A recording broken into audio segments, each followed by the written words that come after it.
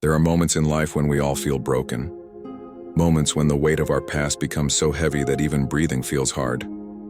But what if I told you that holding on to your past doesn't protect you, it only traps you? This is the story of a little sparrow who once carried her past on her fragile wings, until one day she learned to let go and fly again. The beginning. In a quiet village surrounded by tall golden fields, there lived a sparrow named Lyra. Every morning she would wake up before sunrise, her feathers shining softly in the golden light. She wasn't the fastest nor the strongest bird in the sky, but she had one thing that made her special: her song. When Lyra sang, even the wind seemed to pause and listen. Her melody had the warmth of the sun and the calmness of the dawn. Every creature in the village loved her, from the farmers working in the fields to the children playing near the river. But everything changed one stormy night. The storm.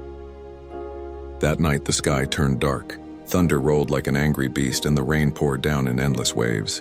Lyra was returning to her nest, a small one she had built carefully on a tall oak tree near the riverbank. As she flew closer, she saw something that froze her wings mid-air. Her nest was gone. The strong wind had torn it apart. Her eggs, her future, had been swept away into the river below. She dove again and again, calling out for them through the storm, but the river swallowed everything. That night she didn't sleep. She just sat under a broken branch, her tiny heart shattered in silence. From that day onward, Lyra stopped singing. The weight of the past days turned into weeks, and weeks into months. The other birds tried to cheer her up, but Lyra had built invisible walls around her. She stopped flying high, she stopped smiling. Every time she saw the river, she looked away. She started believing that she didn't deserve happiness anymore. She thought, if I fly again, I might lose everything again. So she stayed close to the ground, silent and fearful, carrying her past like a cage around her wings. Sometimes at night she would whisper to herself, I was born to fly, but maybe not anymore. The stranger one morning as the sun rose, a large eagle landed near the fields. His name was Rayan, old, wise, and powerful. Every bird feared him, except Lyra, who was too lost in her sadness to even notice him. Rayan watched her quietly for a while. Then he said, Little one, why do you walk when you have wings? Lyra looked up and murmured, Because flying hurts. The eagle tilted his head. Hurt or fear? Lyra looked away. Both.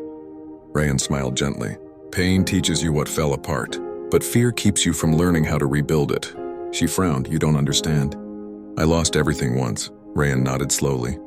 And now you're losing everything else, and every sunrise, every breeze, every chance to live, because you refuse to fly again. His words hit her heart like thunder. She didn't reply. But that night she couldn't stop thinking about them. The attempt. The next morning, Lyra stood on a branch. Her wings trembled. She hadn't flown high in months. The other birds watched silently, wondering if she would try. She took a deep breath and jumped. At first her wings were stiff. She flapped on once, twice, but fear gripped her. She started falling. The wind roared in her ears, memories of the storm flashing before her eyes. She closed her eyes tightly. But then, she heard Rayan's voice echo in her mind. Don't carry your past. It's heavier than your wings. Something inside her shifted. She opened her eyes, spread her wings wider, and for the first time in months, she flew. Not high, not far, but she flew. The fall for a few days, she began to practice again. Each day she flew a little higher, a little stronger. She even began to hum softly, the old tune she thought she'd forgotten. But one afternoon, while flying over the same river that had taken her nest, she froze. The memories came rushing back. The roar of the storm, the sound of her nest breaking, the emptiness, her wings locked. She lost balance and fell. The water was cold, just like that night. She tried to swim, but exhaustion pulled her under.